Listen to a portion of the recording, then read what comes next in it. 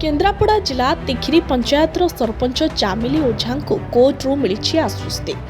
Police को आक्रमण करने भली एक संवेदनशील मामलें गिरफ होता सरपंच जामिन आवेदन को कोर्ट मंजूर करिसेंती।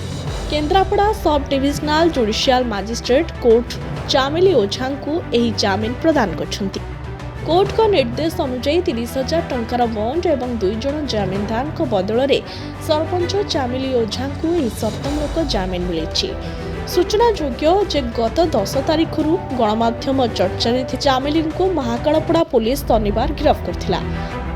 असुस्थता सत्वे तांकु एसडीजेएम को कोर्ट रे हाजर करा जायतिला।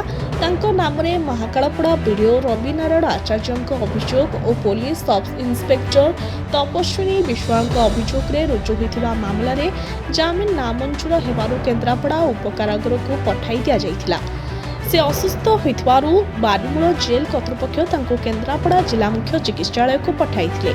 सरपंच ओझा अभियोग अनुसार गत गुरुवार मध्याह्न पंचायतर उन्नयन कार्य संपर्क में वीडियो आलोचना ब्लॉक को जाइथिले। सेठारे केतक व्यक्ति सरपंच ओझा को अजथा चाप सृष्टि करा जाउछि कहि आलोचना रे बाधा देथिले। एथिपाई से निज मोबाइल वीडियो रेकॉर्डिंग करथिले। पर वीडियो आचार्य निर्देश रे संपृक्त व्यक्ति माने चामेली को मोबाइल छुड़ाइबा मारिदेबा भली धमक देथिले। थाना पुलिस गाड़ी रे 3 जण कर्मचारी तांको माड़ मारिथिबा नै से अभियोग करछंती। एथिसह विधायकों आशा पूरण पई वीडियो एवं पुलिस संपर्क रे से मुख्यमंत्री को चिट्ठी लिखे। अपर पक्ष रे वीडियो आचार्य सरकारी कार्य रे बाधा और वीडियो उत्तोलन माध्यम रे व्यक्तिकर परिस्थिति सृष्टि पई अभियोग करछंती। सेपरी गाड़ी रे आनिबा समय रे एसआई तपस्विनी विश्वास को सरपंच ओझा आक्रमण करथिबा थाना पुलिस अभियोग करिछि।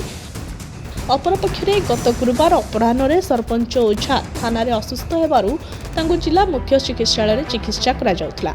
एही घटना रे विभिन्न राजनीतिक दल राज्य सरकार को महिला बंधन योजना को कटु समालोचना करने सहित जिला कांग्रेस पक्षरु थाना सम्मुख रे गणविक्षोभ होइछि। तेबे एसपी को विभिन्न संगठन और राजनीतिक दल पक्षरु दाबीपत्र प्रदान करा जायथिबा नै सूचना मिलिछि। Bureau report Karnapat news.